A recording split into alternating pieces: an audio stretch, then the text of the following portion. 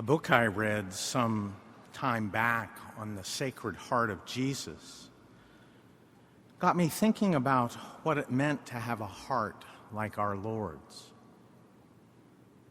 Our Lord has a humble heart, an obedient heart, a grateful heart, a holy and sacred heart filled with many, many other beautiful attributes, to include the one I'm going to focus on tonight, that being a thirsty heart.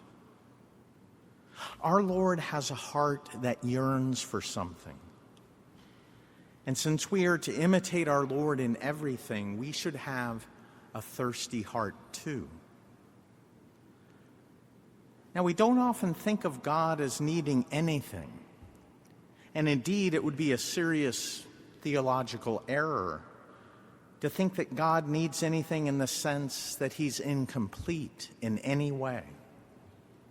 The most holy Trinity is complete in themselves. The three divine persons constitute a divine unity, complete, perfect, eternal, and self-sustaining. And yet, you and I are here. And so is the world. And we're here adoring our Lord in the Blessed Sacrament and praying that Our Lady intercede for us, poor sinners that we are. Why are we here? Why is anything here, given God is complete and doesn't need anything?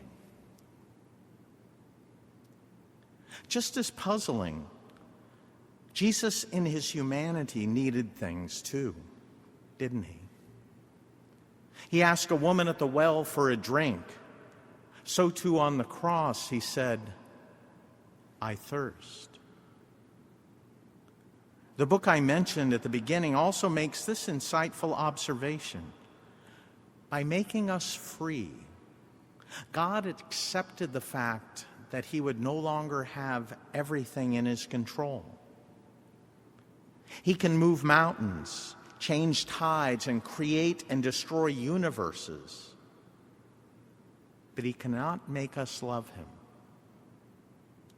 This is an awesome and frightening responsibility for us.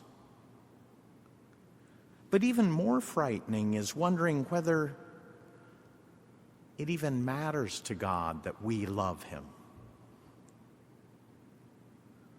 But it seems to me that the only rational explanation for why we're here, why it does matter to God that we love him or not, is because God is love. Love is the essence of God in himself. What else but a generous, selfless love explains a God who needs nothing outside himself, creating us, that we too might experience that joy of love? Now, the definition of love is wishing the good for someone for their own sake.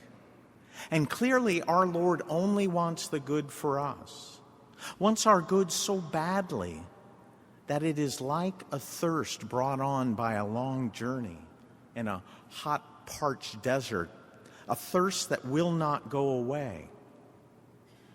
So much so that satisfying that thirst becomes his sole purpose.